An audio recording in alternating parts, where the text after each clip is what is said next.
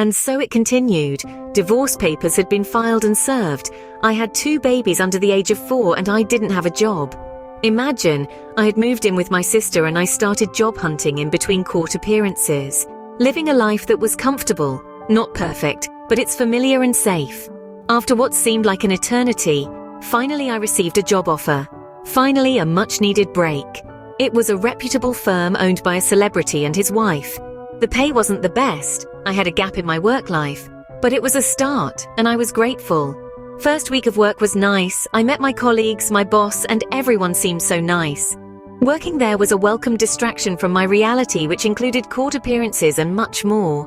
My soon-to-be ex didn't want me working after we got married, so my job became mum and wife. I loved it so much. The downside was I didn't get any remuneration for it. What that in turn meant was I had to get back into the workforce quickly. A job offer would usually be a cause for celebration, but the joy is overshadowed by the chill of the other reality. The job represents a new beginning, a chance to reinvent myself, to step into a new role and a new life. It's a thrilling prospect, but it's also sort of daunting. After all, I'd been out of the workforce for a while, and the thought of starting anew is both exciting and terrifying. On the other hand, the divorce process represented an ending, a closing of a chapter that I thought would last a lifetime. It's a bitter pill to swallow, a stark reminder that not all stories have a happy endings. The emotional turmoil is like a whirlwind, tossing me between the thrill of the new job and the heartbreak of the ongoing divorce. Yeah, life has a funny way of throwing curveballs at us, doesn't it? One moment you're cruising along, and the next you're standing at a crossroad, staring at 2 paths that couldn't be more different. And so I found myself at this crossroad, a new job in one hand and divorce proceedings in the other. I felt like I was on a roller coaster ride that seems to only go down, spiraling into an abyss of chaos and confusion. I had just landed a new job, a good opportunity, but my personal life was in shambles. Imagine walking into a new office, a new environment, filled with the exhilarating energy of new beginnings, while simultaneously feeling like your world is falling apart. It was a paradox, a juxtaposition of 2 extremes, a thrilling new career path and the heart-wrenching dissolution of a relationship. The emotional upheaval was immense. There were days when I'd be on cloud 9 after a successful day of work, only to come home to my sister's place, a stark reminder of my crumbling personal life. But then my babies run to me and boom! I quickly snap out of my spiral. There were days of laughter and accomplishment at work, and evenings filled with hugs and kisses from my babies, and midnights with tears and heartaches. It was a roller coaster indeed, an emotional one, with highs of professional success, yet lows of personal despair. Living in a country where therapy isn't readily present or even considered to manage my turmoil, I realized the importance of emotional resilience. It's about accepting your emotions, allowing yourself to feel, but also knowing that it's okay to compartmentalize when needed. It's about understanding that it's all right to enjoy the thrill of a new job, even when your heart is heavy with personal loss. I learned to find solace in my work, to immerse myself in the challenges and triumphs that came with my new role. I discovered that even when the emotional roller coaster seemed to only go down, I had the power to steer it upwards in that area. I made a conscious decision to maintain a positive attitude. There were days when it was hard, days when the sadness threatened to consume me. But I reminded myself each day that I was more than my divorce, that my new job was a beacon of hope in the chaos. Life is full of unexpected turns, and sometimes these turns can be overwhelming. But remember, even in the midst of an emotional tornado, there's always a chance to find your calm. It's about finding that inner strength, that resilience to weather the storm. Despite the emotional tornado, I learned to find my calm in the eye of the storm. Do you believe that every cloud has a silver lining, even when it's hard to see? This isn't just a question, it's an invitation to embrace a new perspective, one that guides us to appreciate the beauty that lies in adversity. Life has a peculiar way of throwing curveballs at us, and sometimes multiple ones at once. So here I was, grappling with the emotional turbulence of a divorce, and then an opportunity knocked at my door. A job, a fresh start, a chance to redefine myself. This job wasn't just a job, it was a means to pay the bills, put food on the table and a roof over our heads. I live in a mainly patriarchal society, and I still didn't know what the outcome of my divorce would be. This job was a catalyst for self-discovery. a stepping stone towards self-reliance. I learned what I was capable of, and more importantly, I learned that I was more resilient than I had ever imagined. The lessons I learned were profound. I had been there a few months and things started to go south. Oh no! Not again! What now? My boss and his wife worked together. At first I didn't think anything of it, but then I became apparent that his wife didn't care for me at all. She picked at everything I did for her husband. Remember, I worked with him, not her. She would come from her side of the building to pick apart every and anything she could. I found myself trying to defend my work to him and his wife. This is double what I signed up for.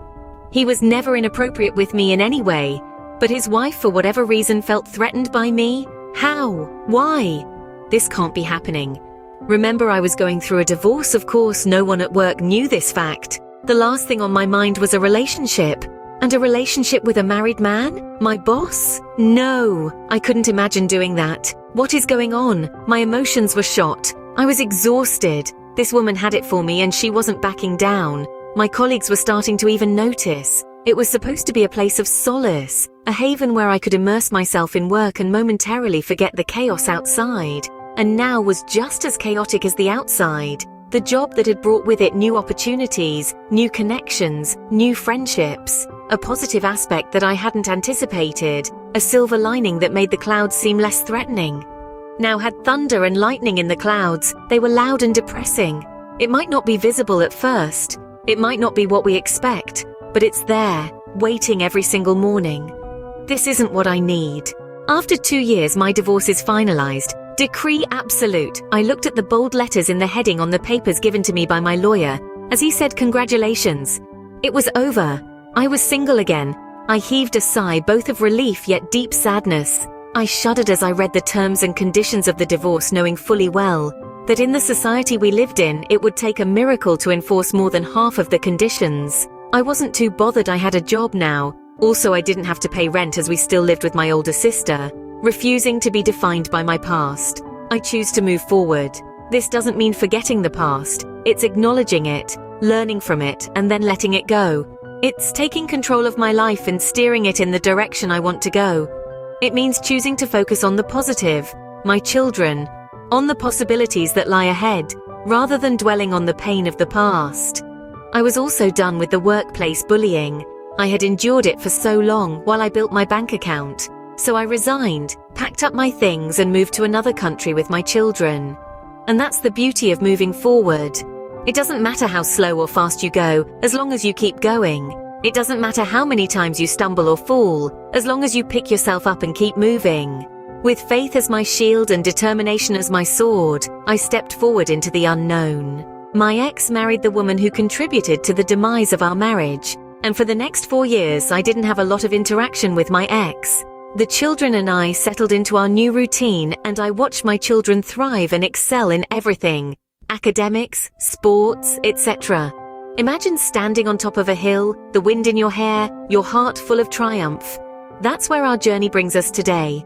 After months of navigating the stormy seas, we've arrived at our destination, a place of growth, resilience, and most importantly, peace. In this chapter of our story, I'm not just talking about surviving, I am talking about thriving. We didn't have much, but we had each other. I raised them to the best of my ability. I got feedback constantly from school, church, friends, etc. about how they were such well-behaved, considerate, kind, thoughtful children. Thank you, Lord. Eventually, my ex began to have a better relationship with the children. He visited often at their birthdays and more. He stayed in a hotel and I would drop them off with him for the duration of his stay. We kept it civil between us. I refused to mess it up for my children. The children loved the time they spent with him. The phone calls got longer and the excitement when he visited was palpable. Now, I made the decision to remain single until my children were grown.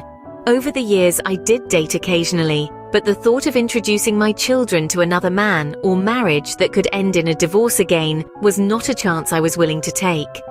I guess I was probably more scarred than I realized. After several years, it was time to go back. I missed my siblings and my mother had passed on, so we moved back. The very first party I attended after our return, someone walks up to me and asks if we could please speak in private, in a somewhat familiar voice. When I looked up, and it was the woman who had bullied me in the workforce. Oh Lord, what now?